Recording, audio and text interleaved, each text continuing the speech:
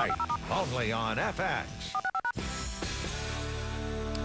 Welcome back to Fox and Friends. Religious freedom under attack at beautiful Vanderbilt University. The school there has enacted a policy that prohibits religious organizations from requiring that their leaders have the same beliefs of the organizations that they lead. That means a Catholic group could be forced to let an atheist lead the group.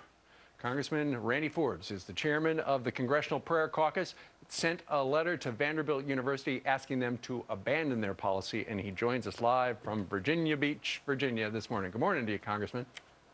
Good morning, Steve. How are you? I'm doing fine, although I'm sure a lot of our viewers looking in right now are going to be disturbed by the idea that this university is trying to crack down on the groups like that. Well, it goes further than that, Steve. Actually, what they've done, these groups have gone a long way.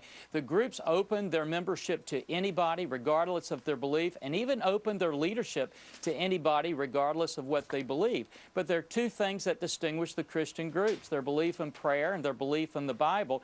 And so they asked their leaders to lead the Bible studies and to lead the prayer part of their meetings. And Vanderbilt has said they can't do that. And so effectively what they're doing is shutting down these Christian organizations from being a part of the campus life at Vanderbilt. So the way Vanderbilt would like it is they would like to have the opportunity to have anybody lead a group. For instance, if it's a Christian group, according to Vanderbilt, you should be able to have an atheist who leads that group. Well, I don't know that wouldn't be a very good leader for a Christian group, would it?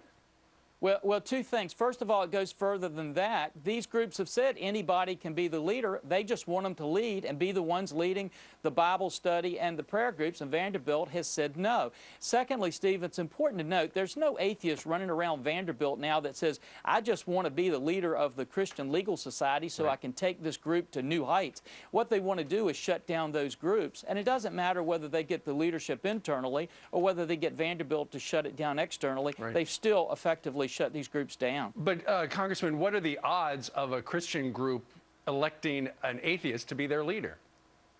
Well, it would be very, very small, and like you said, Steve, they are discriminating. It's only Christian groups they're applying this to. Nobody would go into the Young Democrats and say you have to have a Republican lead that group, or to the Young Republicans and say you have to have a Democrat lead that group.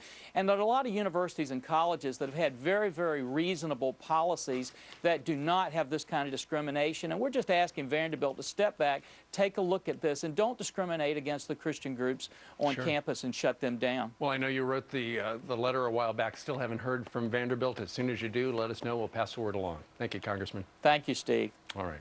What do you think about that? Email us, friends@foxnews.com. Meanwhile, coming up.